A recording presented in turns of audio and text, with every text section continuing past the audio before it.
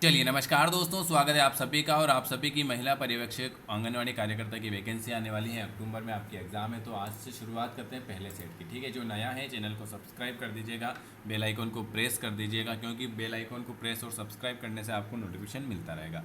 और डेली की क्लास के लिए अगर हमसे जुड़ना चाहते हैं तो दिए हुए नंबर पर आप व्हाट्सअप भी कर सकते हैं 9753749986। चलिए, और वीडियो कैसा लगा कमेंट जरूर करें अगर आपको ऐसे ही प्रैक्टिस सेट चाहिए। चलिए, पहला क्वेश्चन आपके सामने लिखा हुआ है, ये लीजिए क्या लिखा हुआ है। पालक निम्नलिखित में से किसका सबसे अच्छा स्रोत है। पालक जो है निम्न में से सबसे अच्छा स्रोत किसका है। विटामिन ए, लोह तत्व, कैल्शियम या थायमिन।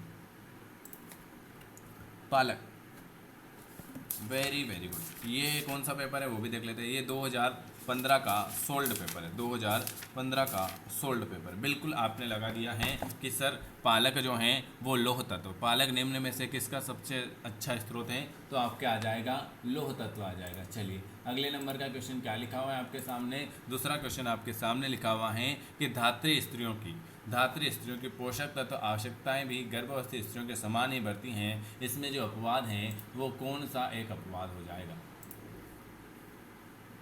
ऊर्जा, प्रोटीन, कैल्शियम,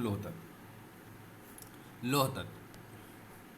चलिए, अगला क्वेश्चन क्या लिखा है तीसरे नंबर का। किस पोषक तत्व की आवश्यकता गर्भावस्था में नहीं बदलती। किस पोषक तत्व की जो आवश्यकता है वो गर्भावस्था में नहीं बदलती है, बताइए। वेरी वेरी गुड, बिल्कुल सही जवाब। किस पोषक तत्व की आवश्यकता जो है गर्भावस्था में नहीं बदलती हैं, तो कैल्शियम की जो है वो गर्भावस्था में कोई भी चेंज नहीं होता। गर्भावस्था में उच्च रक्तचाप, सूजन और मूत्र में प्रोटीन का निष्कासन होना क्या कहलाएगा। गर्भावस्था में उच्च रक्तचाप, सूजन और मूत्र में प्रोटीन का निष्कासन होना, उसे आप क्या कहते हो, तो उसे हम कहते हैं गर्भावस्था की विषाक्तता। मधुमेह जो केवल गर्भावस्था की अवधि में देखा जाता है वह क्या कहलाता है। मधुमेह जो गर्भावस्था की अवधि में देखा जाता है वो क्या कहलाएगा, बताइए। मधुमेह, वेरी गुड, उसे हम कहते हैं जेस्टेलेशन मधुमेह जो केवल गर्भावस्था की अवधि में देखा जाता है, जेस्टेलेशन मधुमेह। प्रसव पूर्व स्वास्थ्य जांच के दौरान मां को किस टीके को लगाने की सलाह दी जाती है।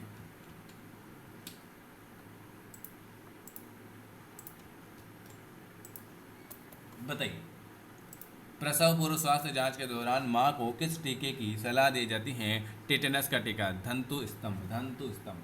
चलिए, अगला क्वेश्चन क्या लिखा है आपके सामने। अगला क्वेश्चन आपके सामने लिखा हुआ है, ये लीजिए। एक गर्भवती मां को उत्तम स्वास्थ्य हेतु प्रसव पूर्व परामर्श में क्या बताया जाता है। एक गर्भवती मां को उत्तम स्वास्थ्य हेतु प्रसव पूर्व परामर्श में क्या बताया जाएगा। कि विकिरण अनाश्रय से बचना, मदिरा और धूम्रपान से बचना, कब्ज से बचना, इन सभी से। ऑप्शन आपका डी वाला आ जाएगा। चलिए, अगला क्वेश्चन लिखा हुआ है। बीसीजी का टीका शिशुओं को निम्नलिखित में से कौन सी बीमारी से बचाता है। बीसीजी का टीका,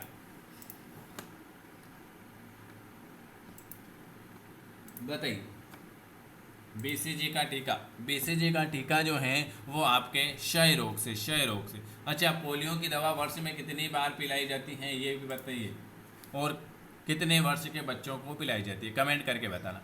डीपीटी के टीके में पी शब्द का प्रयोग किसके लिए किया जाएगा। पी शब्द का जो प्रयोग है वो किसके लिए किया जाएगा।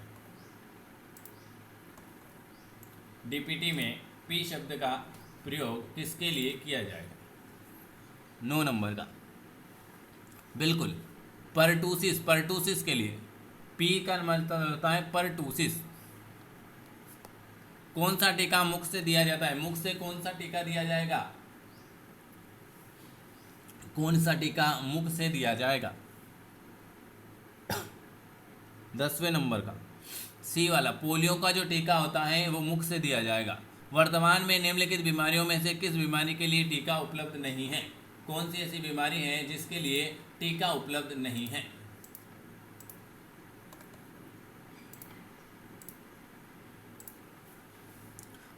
Very good. Dengue, dengue. Rota virus टीका निम्नलिखित में से किस बीमारी से बचाता है? रोटा वायरस टीका किस बीमारी से बचाएगा? रोटा वायरस टीका किस बीमारी से बचाएगा, बताइए। बिल्कुल 12 नंबर का। रोटा वायरस जो होता है वो दस्त से बचाता है, दस्त से रोटा वायरस। टीकाकरण के लिए उपयुक्त सीरीज और सुइयों को विसंक्रमित करने का उपकरण क्या कहलाता है? टीकाकरण के लिए प्रयुक्त सीरीज और सुइयों को विसंक्रमित करने वाला उपकरण क्या कहलाएगा? उसे हम कहते हैं ऑटोक्लेव। क्या कहेंगे? ऑटोक्लेव। निम्नलिखित में से सामान्य टीकाकरण द्वारा बचाव न होने वाली बीमारी। निम्नलिखित में से सामान्य टीकाकरण द्वारा बचाव न होने वाली बीमारी। 14। बिल्कुल निमोनिया। कौन सी आ जाएगी? निमोनिया आ जाएगी आपकी। चलिए अगला क्वेश्चन क्या लिखा हुआ है आपके सामने।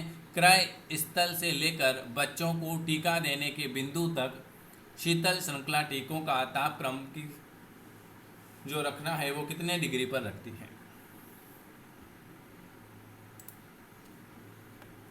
क्रय स्थल से लेकर बच्चों को टीका देने के लिए जो होता है वो आपका होता है 2 से 8 डिग्री सेल्सियस। क्या होता है? 2 से 8 डिग्री सेल्सियस। जननी सुरक्षा योजना किसके अंतर्गत चलाई गई? जननी सुरक्षा योजना किसके अंतर्गत चलाई गई? NRHM, NRHM। अगला क्वेश्चन लिखा हुआ है MRR, माता मृत्युदर दर किससे संबंधित है? माता मृत्युदर दर माता प्रजनन स्वास्थ्य और जीवन से संबंधित है। कौन ICDS के लाभान्वित में नहीं है?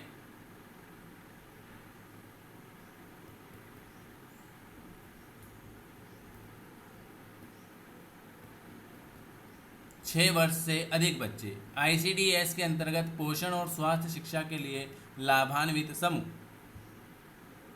केवल धात्र स्त्रियां, गर्भवती स्त्रियां, 15 से 44 वर्ष, उपरोक्त सभी। और ये आज का आखिरी क्वेश्चन। ICDS पदाधिकारियों के प्रशिक्षण हेतु देश की प्रमुख संस्था कौन सी है?